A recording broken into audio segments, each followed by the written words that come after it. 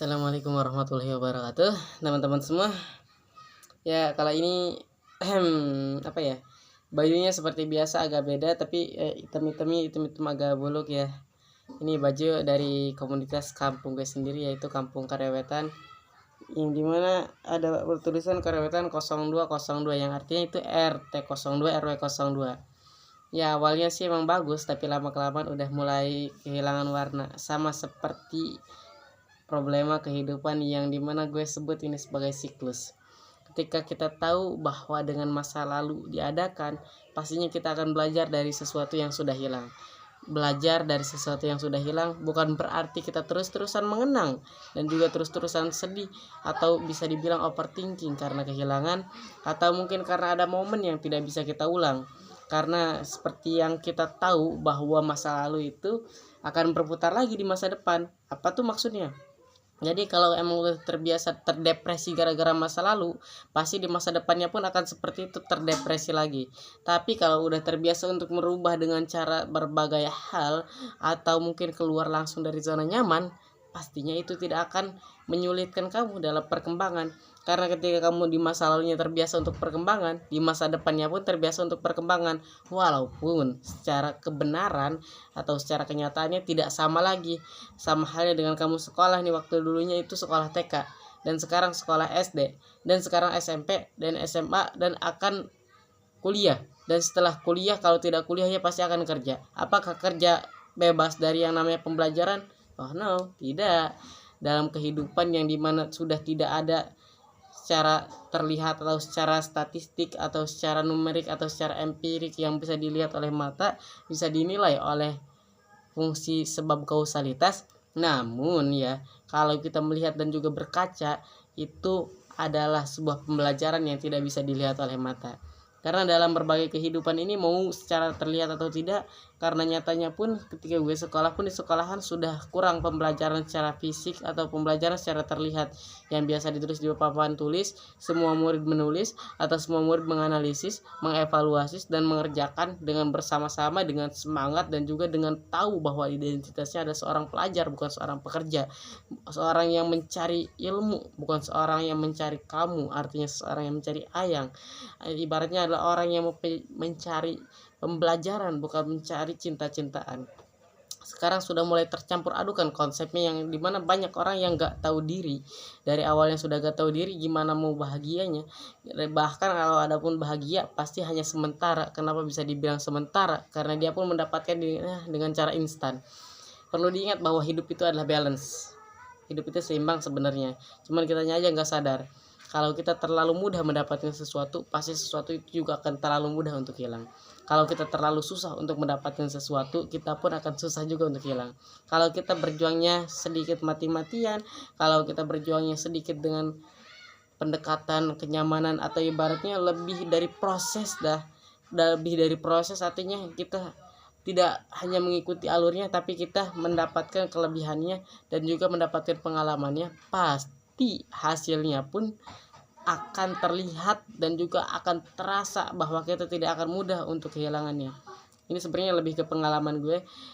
Waktu SMP ikutan ekskul basket tidak pernah merasakan untuk menjadi lebih kuat lagi, tidak pernah untuk menjadi lebih hebat lagi. Walaupun setiap harinya gue latihan basket, bisa dibilang latihan basket itu latihan yang menggunakan organ tubuh ya, yang dimana harus berlatih dribble dengan keras, jogging sampai 1 jam, langsung main bentrokan, terbody, jatuh, hampir kelindas, atau ada adrenalinnya deh. Pokoknya di setiap pertandingan itu, di setiap permainan basket itu ada adrenalinnya.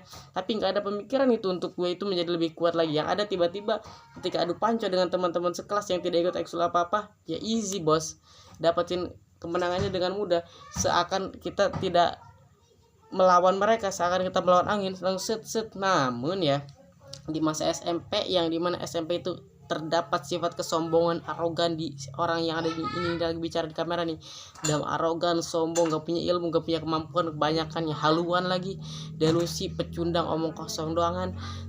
Gara-gara hal itu, gue ketika setiap latihan baru ekskul silat, yang dimana ekskul silatnya pun gak sepenuhnya malah asal-asalan, ekskul basket, apalagi terlalu banyak mempersalahkan berbagai sana sini, mencari validasi, mencari eksternal, ibaratnya kayak ingin diakui lagi bahwa gue itu legend, bahwa gue itu ahli, padahal gue waktu SMP-nya pun gak ahli sama sekali, playmaker pun sangat sebentar sekali gitu, nggak sampai 1 hari, hanya beberapa jam aja itu udah sombong banget ini orang nih. Ada emang bener guys, semakin kamu bodoh semakin kamu merasa bahwa dirimu pintar, semakin kamu merasa bahwa dirimu pintar semakin bodoh pula kamu orangnya. Nah jadi di situ gue ingin sekali untuk bisa kembali ke performa gue yang SMP dulu, bisa mengalahkan panca orang hanya dengan seperti tidak melawan orang. Di situ gue latihan, dan latihannya gue memikirkan kekuatan, dan sampai sekarang pun gue lebih ke menyengsarakan diri sendiri. Ibaratnya kayak ada tuh ya prosesnya ya, emang inilah kelebihan manusia, walaupun mengalami banyak kegagalan tapi dapat yang namanya pengalaman, yang dimana pengalaman itu akan mengubah pendirian, kehidupan, dan juga keyakinan.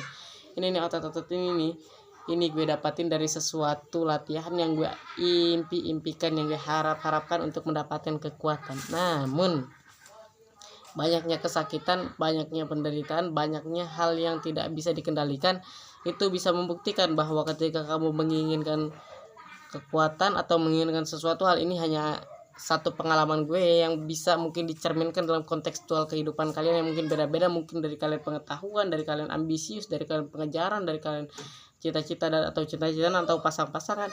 Gini nih kuncinya atau intinya, ketika kamu mengerjakan sesuatu tapi dalam pengerjaan itu kamu terlalu memikirkan sesuatu yang sedang kamu lakukan, kamu pasti tidak akan mendapatkan yang ada di dalam, dan yang ada di luar pun pasti akan berantakan. Gini aja nih, kalau ada balon ya, gue analogikan biar lebih simpel dan juga tergambar dalam pikiran. Kalau ada balon nih, dalamnya ada jarum, dan balon itu berandai-andai bahwa dirinya akan menjadi lebih kuat karena ada jarum di dalamnya. Gimana?